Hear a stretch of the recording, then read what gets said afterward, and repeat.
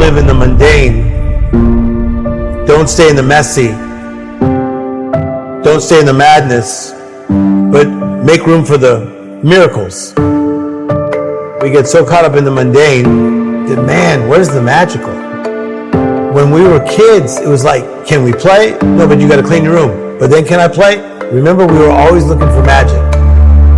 When I went to Disneyland as a 7-year-old, and I saw Tomorrowland, Frontierland, and I saw all these different lands, and I saw Mickey Mouse up close, Donald Duck up close, the fireworks show at 9:30 at night.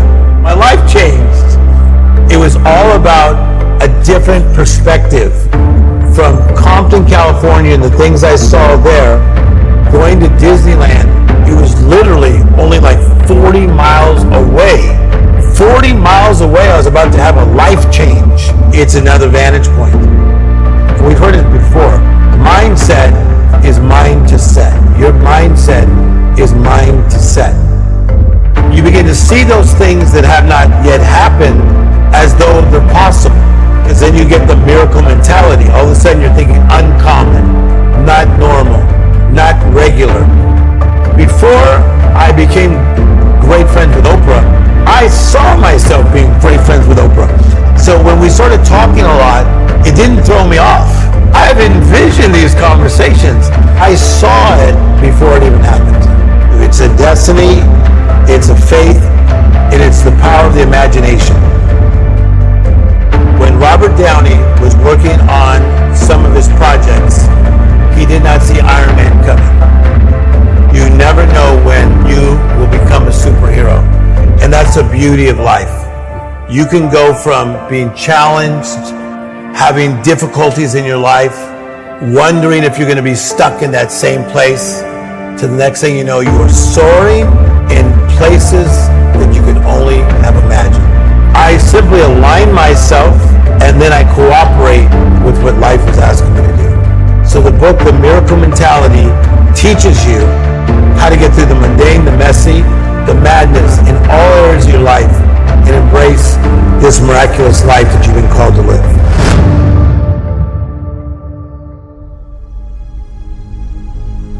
I don't see anybody as different.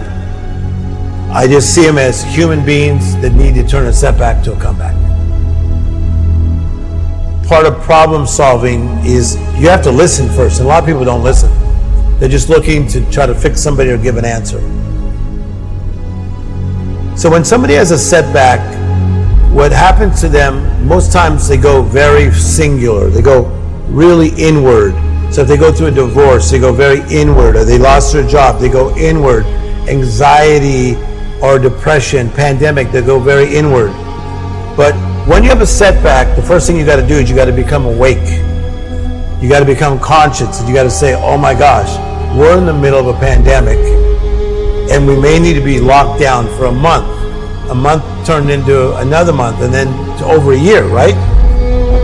So number one, become awake. Secondly, you have to take inventory. Where am I financially? Where am I with my job? Where am I with my mental health? How's this world doing? But here's a powerful thing. You have to partner with the right people. I feel that a lot of people, when they have a setback, they don't have the right people to partner with. So that's what I always wanted to become, and that's what I became. I want to be the person that somebody could link hands with and say, come on, Tim Storey. You may not know everything, but you know how to get people from a setback to a comeback. When you partner with the right people, that means you're going to probably have to eliminate some people that are not the right people. And this is what I see with a lot of people that are in a setback.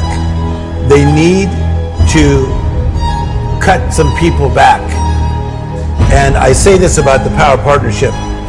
You have the acquaintance, which is the person of, we just know each other. Secondly, you have the partner that's more intimate. And then the third level is what I call the green room.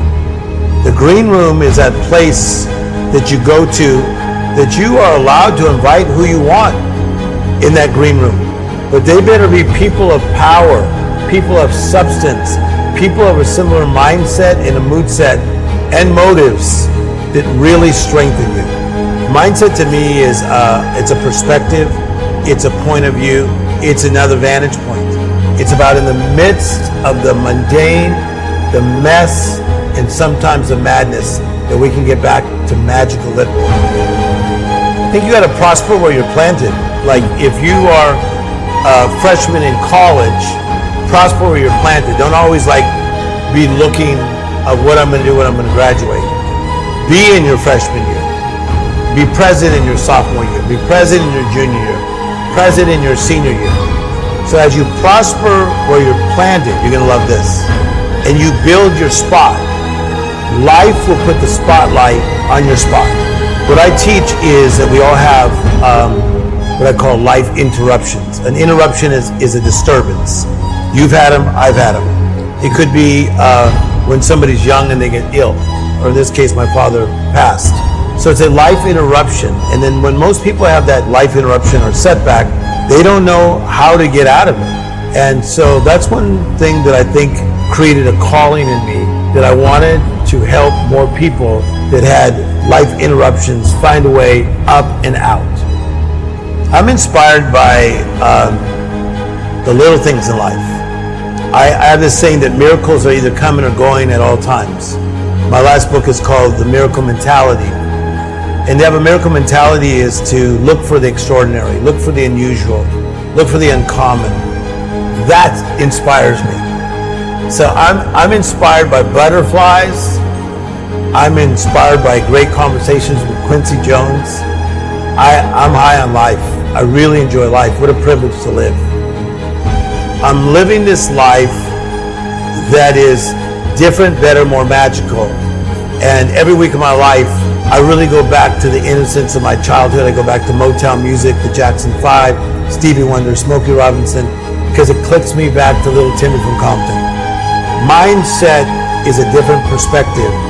And that perspective, from what I understand, it isn't just, change your vantage on the world or your perspective, but it can shift how you show up.